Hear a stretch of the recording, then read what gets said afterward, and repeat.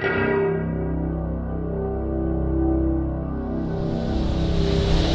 can turn back now or learn the stuff they don't want you to know. Hello, welcome to the show. I'm Ben. And I'm Matt. And this is the stuff they don't want you to know. So let's cut to the chase. Depending on where you grew up, you probably learned a couple of things in history class that maybe aren't exactly true. Yeah, like the whole thing about Columbus discovering America or learning that the world was round. He didn't do either of those. That's pretty common knowledge now, but for decades, children in the United States believed this because, of course, that's what their teachers told them. And their teachers weren't, trying to fool them or anything. No. They believed it just as much as the children. It's a myth that dates back as long as 1792, basically the first recorded Columbus Day. Yeah, and that's not the only thing our history books got wrong. This week, Matt and I are looking at alternative history theories, from the plausible to the really far out stuff. And along the way, we found something very interesting. The past is not immutable. It appears to change over time. So some of this change occurs when experts find new evidence or new sources that disprove the earlier assumptions.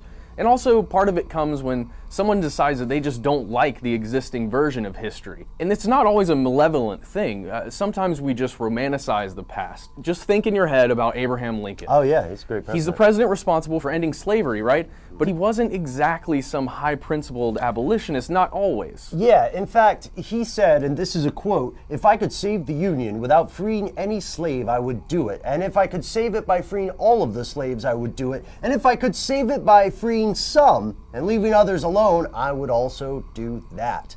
Not exactly the ringing cry of freedom that most of us expected to hear, huh, Matt? And let's not forget that slavery, as a practice at least, continued on well after the Emancipation Proclamation. Oh, I've got another one.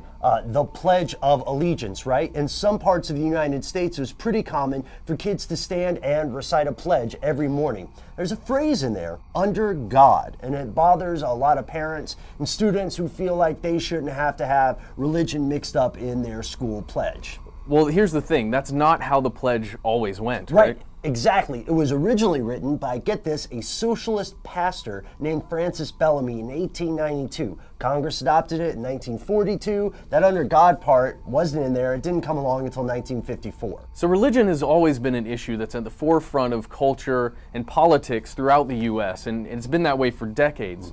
So politicians a lot of the time in the U.S., they say that the U.S. was founded as a Christian nation, but that's not necessarily true. Right, yeah, at least not according to the founding fathers, right? Yeah, that's right. The Treaty of Tripoli, which was signed in 1796, it basically said the government of the United States of America is not, in any sense, founded on the Christian religion. It's a quote.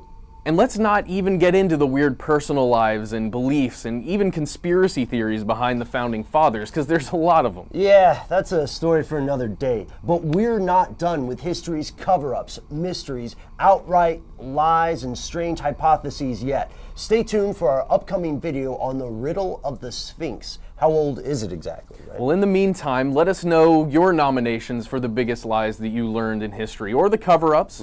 We'd love to hear what you think in the comments. Also, you can find us on Facebook. We're Conspiracy Stuff there, and on Twitter, we're at Conspiracy Stuff. And you should go to our website. It's pretty awesome. StuffTheyDon'tWantYouToKnow.com.